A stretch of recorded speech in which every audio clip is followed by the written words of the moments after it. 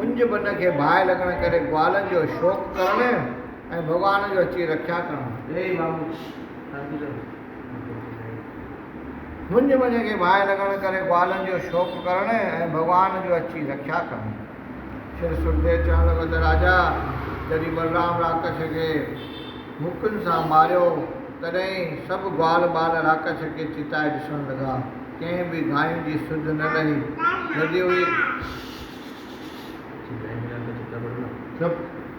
कंहिं बि गांयुनि जी सुध न लधी। गायूं बि चरनि जूं वञी मुंज बन में निकितियूं। सभई ग्वाल बाल हेॾे होॾे ॻोल्हण लॻा पर पतो न पयुनि। तॾहिं हिकिड़ो ग्वाल हथ जोड़े कृष्ण खे चवणु लॻो त साईं अॼु गायूं चरंदियूं अलाए जे काॾे भॼी वियूं आहिनि। कृपा करे उन्हनि खे आणियो। एतिरो ॿुधी भॻवानु हिकु वण ते चढ़ी अहिड़ी त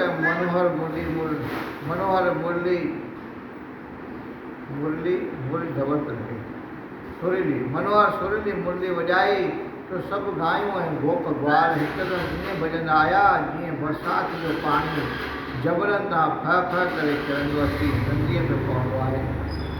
एतिरे में कंस जो मोकिलियल जेको राक्षस बि पहुची वियो जंहिं बन में अची चौधारी भाए लॻाई।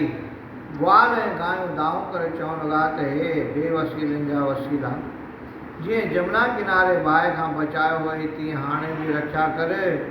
एतिरो ॿुधी भॻवानु सभिनीनि खे चयो त अखियूं मुटियो। तॾहिं घनश्याम उहा सभु अग्नि खाई छॾी ऐं पंहिंजे माया सां सभिनीनि खे भांडेर बन में आंदो। बोल श्री नारायण भगवान। तॾहिं घनश्याम उहो सभु अग्नि खाई छॾी ऐं पंहिंजे माया सां सभिनीनि खे भांडेर बन में आंदो। ग्वाल बाल अखियूं पटे छा ॾिसनि त कुदरत जा कारखाना ई नवां लॻा पिया आहिनि।